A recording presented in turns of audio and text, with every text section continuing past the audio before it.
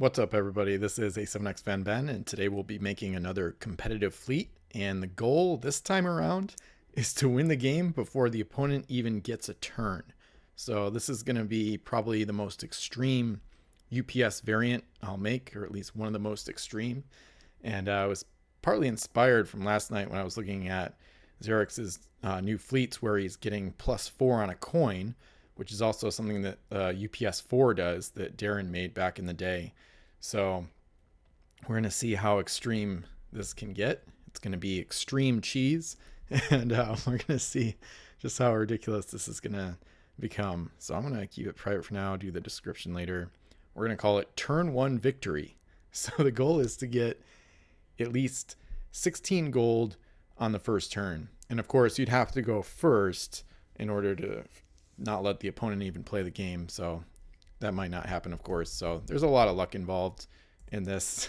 But this is partly just kind of an experiment, almost like a thought experiment in how crazy this game can get and how much you can gamify it, basically. This is like, I'm going for just maximum gamification, extreme cheese.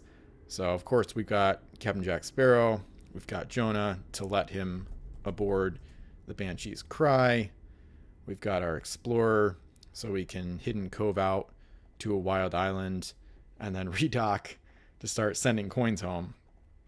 But the second ship is where it's going to get a little bit more unique. So Loa's Justice is actually quite a good ship for UPS fleets because she's got 6 cargo, and crew of any nationality can use their abilities on this ship. And that is key for getting multiple gold bonuses aboard. So we're going to add those right now. There's not a cursed one, so I'm going to keep it simple and just do Jenny from the original set. And for the +2, so Jenny Gallows, one of the ship's treasures worth +2 gold when she docks your home island. So the goal is to get at least +3 per coin, and hopefully +4 if we get silver. So we're going to also add Powder Pete. So he gives +1. So any coins this ship unloads is going to get +3. And then we're going to add a Silver Explorer, which we're going to make cursed just in case the ship's ability gets canceled. So she's a really perfect ship for this because she's 9 points. These 3 crew are 8 total. And then that allows her to get an oarsman. The Cursed don't have a crew like Jonah, a 0-point reducer. So they actually need a ship that's 9, and perfectly enough, she's 9 points. So she doesn't waste any points by being more than 9. And she's the exact cost we want for this combo. So she's pretty ideal for it overall. So we're going to add, actually, we're going to do a pirate oarsman for this first one that's on the ship, because this is going to be sent out to the Banshee's Cry, who can actually load it because she's got 4 cargo, so she'll have space for it. It'll take up space with Jonah there, but since we're never loading the coin that gets transferred home, we don't even really care about that open cargo space in the Cry. The other oarsmen are probably going to be cursed, or at least some of them are, because Loa's Justice, as we'll see eventually, Loa's Justice might actually be carrying multiple coins in her cargo hold, or multiple cargo spaces worth gold. So we'll see how that goes. And I think I have to add them to the Loa's Justice right now. So they would start, these next 3 oarsmen would start on your home island, but we're going to add them to the ship because I think that's how we have to do it in PSM lists. So I'll add a few more here. We'll add another pirate one, and then we'll add 2 cursed oarsmen. So again, those last 3, those would start the game on the home island. But that's all right. And then, of course, we would be remiss without our good friend Patagonia and Lord Micron. So we're going to add our typical cheese combo that's used to optimize competitive fleets everywhere since the elder days. Micron, Robinson, Bradley. So this gives us the ability to give Banshee's Cry or Loa's Justice, as we'll see, 2 actions in a turn via Micron, And he's aboard via Robinson, the English 0-point reducer, and then Bratley is the 0-lar +5. So yeah, so we'll be getting up to 45 total, and we're almost there already. And I'll put +2 for Hidden Cove, because we are going to use that as a first turn springboard to get Banshee's Cry out to an island early and often. And there's not MIs in PSM list yet, I don't think, but we're actually going to be using some mysterious islands. So to try to gamify this even more, it adds risk, but the goal of this fleet is basically to kind of be a gimmick fleet that can potentially shock your opponent and win the game before they can even play. And then it's just over. And it completely abuses the more than half endgame rules, where the game ends immediately when a player has unloaded more than half of the game's starting gold value onto his or home island. So it's going to be 16 or more. So our goal is 16 gold, of course. And we're trying to get it as fast as possible. So now we're going to check out the UTs. So we're at 43, I suppose. And I have a couple points kind of open. So the reason for that is we already have what we need to pull off this combo. So we're leaving the last 2 points flexible for maybe Favor of the Gods, the event, or a couple more oarsmen that start the game on the home island, or maybe something else. Basically, you could have another ship like the Mermaid or the Rover. But anyway, so the coin distribution is very specifically tailored to allow us to win as fast as possible. And I'll talk about that soon. So we're going to start adding them. Basically, the UT selection is designed to stack the distribution and maximize how much total gold is in play. So technically the game is only going to start with 30 gold available, but it's going to quickly escalate because Barbary Banner usually is worth 5 as long as it's loaded by a non-Corsair ship. Sunken Treasure is going to be worth a minimum of 2 when it starts out, but this is partly included in the fleet because it can start out worth 12 if you get lucky and roll 2 6s. So you can start to see where this is going. And smuggled goods is something that can double the value of a coin with the lowest gold value, which sounds okay, but realize that it's probably going to be the only coin on the ship. And that's kind of how you can gamify smuggled goods. Spices is good too, but I wanted to go with smuggled goods and then Jade. So the Jade UT doubles the gold value of the treasure with the lowest gold value when the ship docks, but you can actually keep it on the ship. And Lois Justice is going to usually have a couple cargo spaces open. She has 6. So even with a pirate oarsman aboard that takes up space, since it's not cursed, she'll have 2 spaces open. So she might actually have room to keep Jade and then start doubling every coin that comes home. So this quickly becomes completely absurd. And just to pretty much have an insurance policy that whatever we find, hopefully on the first island, is worth a lot of gold, we're also going to add the Dead Man's Chest UT, which is a really strange UT that allows you to eliminate any crew in your fleet, and they're each worth 1 gold. So Wolf actually ruled today when I'm making this video about crew and forts don't count, and crew and wild islands are not technically claimed by anyone. So if you have friendly crew on a wild island or in a fort, you actually can't sacrifice them to the Dead Man's Chest. So that will kind of limit options, especially as the game goes on. But anyway, so those are our 5 UTs. And the other 3 coins are all silver, because we've got the Silver Explorer. So we've got a 6, a 6, and a 3. So the way this is designed, the reason I didn't do 5s is because if you basically find, we want to win on the first turn. So we can win with a variety of coin combinations. So if we get a 6 and we double it with smuggled goods, that's 12. And the silver 6 is getting plussed up 4, and that's 16. So we might only need those 2 coins, for example.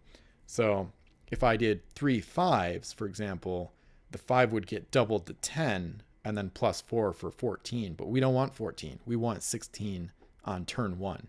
So that's why I've made it as extreme as possible. There is the 3, so hopefully we don't get stuck having to try to unload that one right away. But of course, the fleet is there is a lot of luck involved.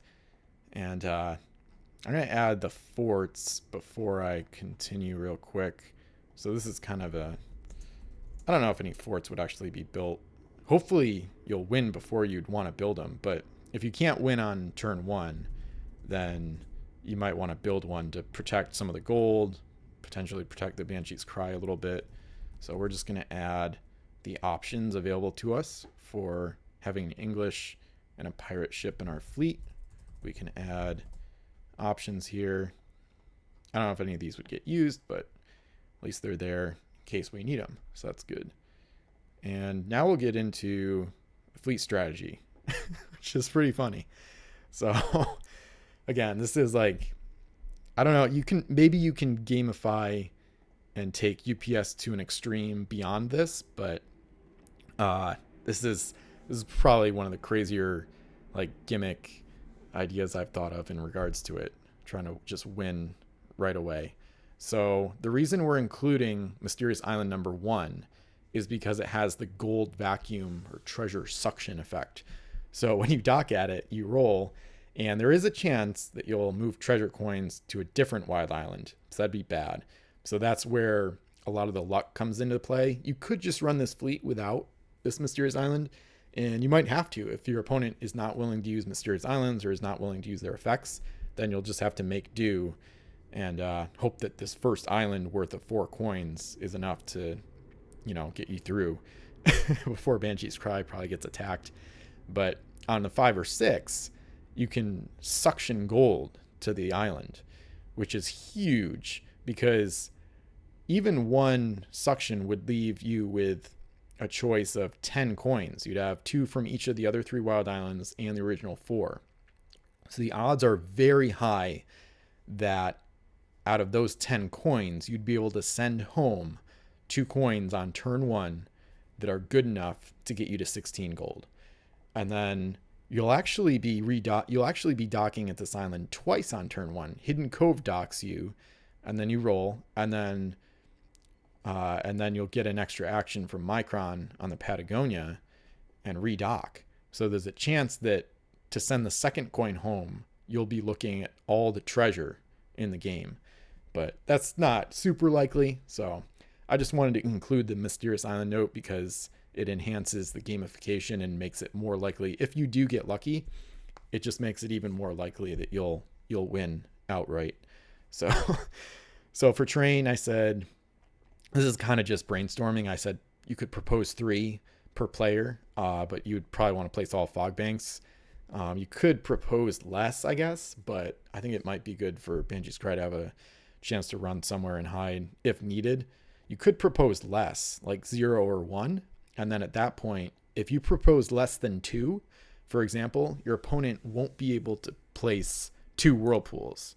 And obviously, if you each place 1, you would place a fog bank, most likely. And then if they place a whirlpool, there's nowhere for them to take it. So that's kind of an interesting part of the terrain setup.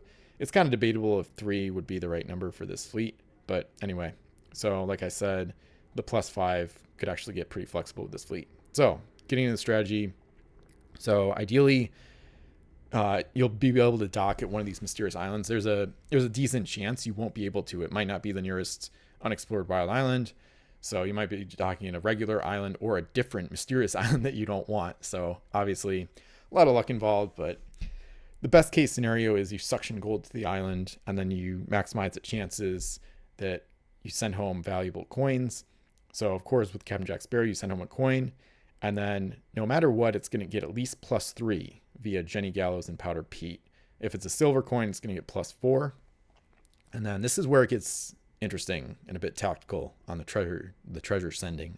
So if there's another coin on the island that will result in at least 16 gold on your home island, keeping in mind that the second won't get bonuses unless the first coin was not silver and the second one is.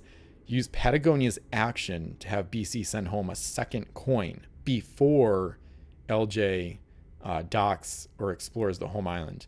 I should probably change this to redocks, because the treasure bonus, the bonus gold bonus abilities talk about docking. So that's where this gets a little funky too, because lowest justice only has S-based move and no helmsman. So you're going to have to really try to have her start the game docked in a spot where you can measure from either the starboard or port hull piece, whichever one you measure from. You need to be able to redock with just the one move segment. So that's nearly impossible at some islands that are more like circular or oval shaped. So ideally you would get one of those islands that's not quite like that, or at least start the game dock in a specific position where it's easy to redock, and more than once realistically, because you might be doing this on turn 2 if the game doesn't end right away. So okay, so the reason for this is basically, if you can win with 2 coins on turn 1, you want to just do that. So BC, Banshee's Cry, needs, unless you get wicked lucky and 1 coin will get you the win, which I don't know if that's even possible, because Sunken Treasure, max value of 12 plus 3 would be 15. So realistically, Banshee's Cry is going to get the double action from Micron on turn 1 to send home 2 coins. If you can tell, like I said, if you can tell that the second coin will get you over the hump and get you 16 plus, then you should wait to redock lowest justice until both coins are aboard. So the reason for doing that is you don't have 2 actions for lowest justice on the first turn. So you need to have her get both coins, then redock, and then she unloads both. And then, for example, like I talked about earlier, there's various ways to get enough gold right away. So you could get Sunken Treasure worth like 10, for example, and then you could get Barbary Banner worth 5, and that's 15. And then you just plus up either one of them gets plus 3, and then you're at 18, for example. So there's a lot of ways to do it. And then the problem becomes, not a problem, but it's reasonably likely that even with 2 coins being sent home on turn 1, it won't be enough to win. So for example, let's say you don't get any treasure suction, or there's no mysterious islands in play. You get a silver 3, and the best you can do, let's say you get a silver 3, smuggled goods, and like the other coins are like 1 and 2 or something, or 1 and 0. So pretty bad island. You can still double the 3 with the smuggled goods, and then plus it up plus 4, because the Silver Explorer bonus would apply for 10 total. So that doesn't allow you to get it 16. So in this case, LJ should unload the first coin before the second one is sent, to preserve the maximum gold bonus on turn 2, I'm pretty sure. And then, so she'll unload for the bonus. And then after that, she'll do the free transfer to load another oarsman. And then Banshee's Cry will get Patagonia's action to send home a second coin, build a fort if necessary. So again, if you don't have at least 16 from 2 coins on turn 1, make sure that LJ unloads before Banshee's Cry sends the second one home. And part of the reason for that is turn 2. So the turn 2 strategy is where it gets even more interesting. So if you have to if you have to take a second turn because you didn't win right away on round 1, then the nice thing about starting turn 2 with LJ already having that second coin is, so she couldn't unload it on the first turn because she had already redocked, then she got the second coin. Now, beginning of turn 2, you start with lowest justice, unload coin 2 with the bonus, plus 3 or plus 4 if it's silver, and that might be enough to win. But if not, now Banshee's Cry can redock and send home a third coin. And now Patagonia is actually, now we need to unload LJ's third coin. And the only way to do that is to give Patagonia's action to the lowest justice instead of the Banshee's Cry. So this allows her to unload yet again for another bonus coin. So by now you'd have at least 9 gold just from the bonuses at a bare minimum. So there's a decent chance you'd get seven other gold from those coins. If it was like 2, 2, and 3 or something like that, or any of these coins that you put in should allow you to win, most likely. So like I talked about, various combinations of this distribution can result in a first turn win.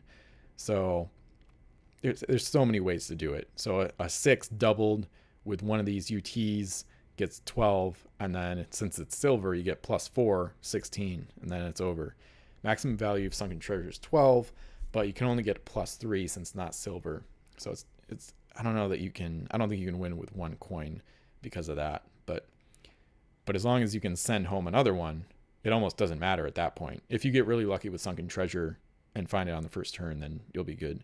So I guess what you could do, you could send home, if something crazy happens, you could find jade and sunken treasure, and then you could send home jade. It takes up a space, and then Lois Justice loads an oarsman, but by the time it's sent off, she has 2 spaces open again, because she just has these 3 crew plus jade, 2 spaces still open. So you could theoretically get jade sent home, then send home sunken treasure, and double something as high as 12 to get 24 on the first turn. So super unlikely, but could happen theoretically.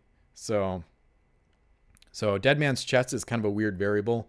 So it's kind of neutered a little bit by what Wolf talked about, because you basically won't be able to sacrifice any oarsmen that you dump on the home island, or on the wild island, I should say, the Banshee's Cry is docked at.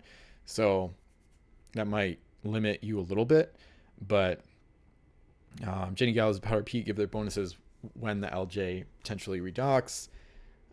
Docking occurs before unloading, so they give their +3 total before being eliminated for extra gold. So that's where the wording becomes important, because you dock and then you unload. So, and then if starting the game with 5 oarsmen total, there's 11 crew that can be eliminated via the DMC. That's assuming that none are on the wild island. So there might be 1 on Banshee's Cry, and then the others on your home island. He did say the ones on your home island will count just fine. So yeah. And then let's see what else we got. So it could be worth up to 14, and then you'll just have to get the other 2 with another coin. You could, I guess. Well, I don't think it would work with jade, because basically it's not assigned. The value's not assigned to the Dead Man's Chest.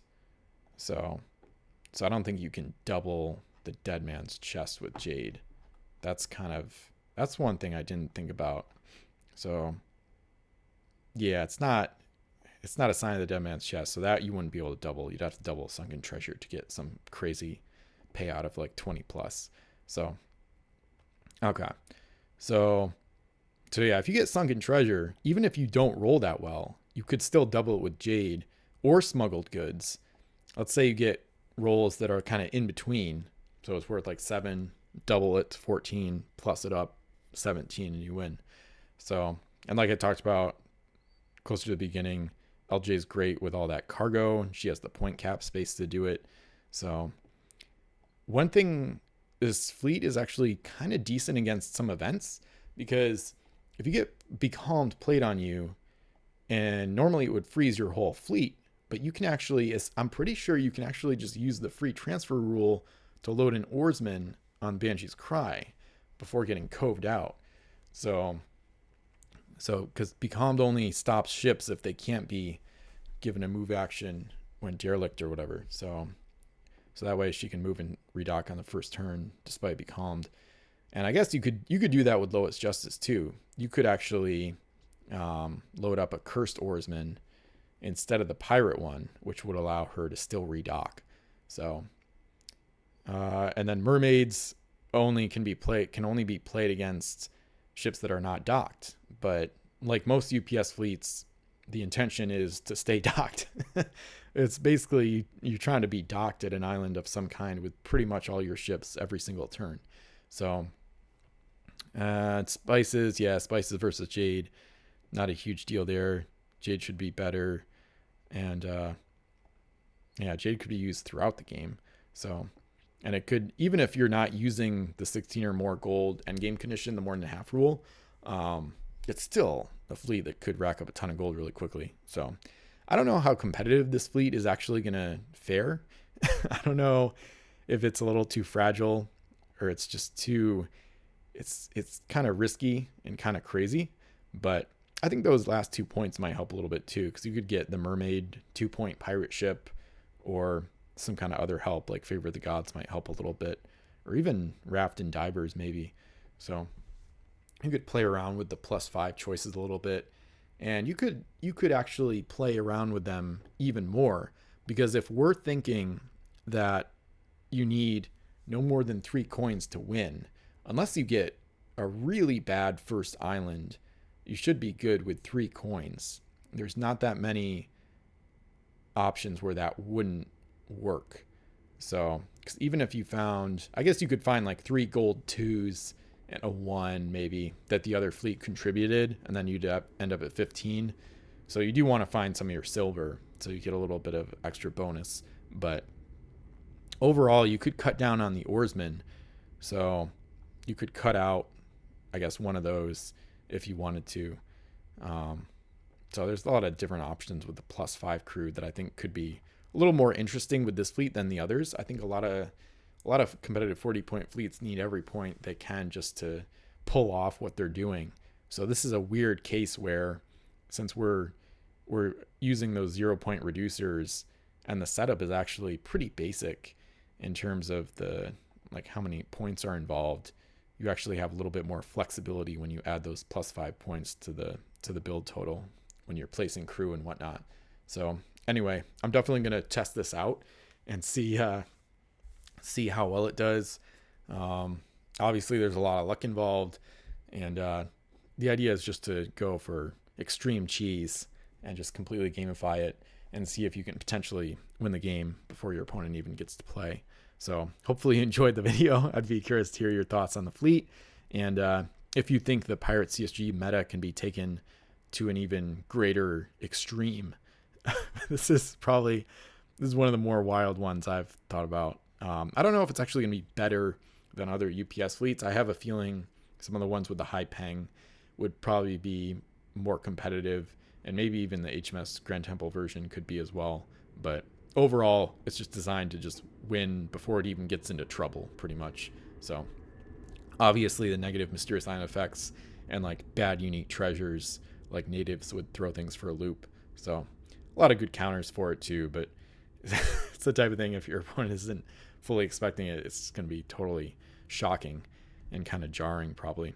So, and it's also an interesting experiment thinking about like chess and other games where there's ways to win really early on. So this is kind of designed to be like checkmate on the first round. So all right, so hopefully you enjoyed the video. Feel free to support the channel and my Pirates with Ben website, which you can find linked in the description via the affiliate links. Get a commission from eBay or Amazon if you purchase from those, so I appreciate that. And I think question of the day, I guess, I'm trying to think. I guess I would just say, do you think this fleet will do better or worse than other UPS fleets? I know I asked that one recently, I think too, but I don't know. It's tough to say. I think it would rack up more gold more quickly, but it's probably weaker to counters and relies a little bit too much on like treasure distribution luck as well. So I think it has all the potential to just trash any fleet it comes up against, especially if you go for, if this fleet goes first and you get just one good mysterious island roll. I mean, it's hard to imagine losing. It's just totally, well, you still could. The negative UTs is what would really mess that up. So that's probably one of the best counters against it. But anyway, so appreciate you checking this out. Obviously, I'm on a huge competitive kick. There's going to be more fleet videos, as always, and more games. So stay tuned. Feel free to subscribe if you want to see how this fleet does in an actual game, because now that I've gone through this whole thought process, I can't resist trying it out at least once to see how it does, hopefully more than once. So thanks again for watching, and stay tuned for more Pirates videos.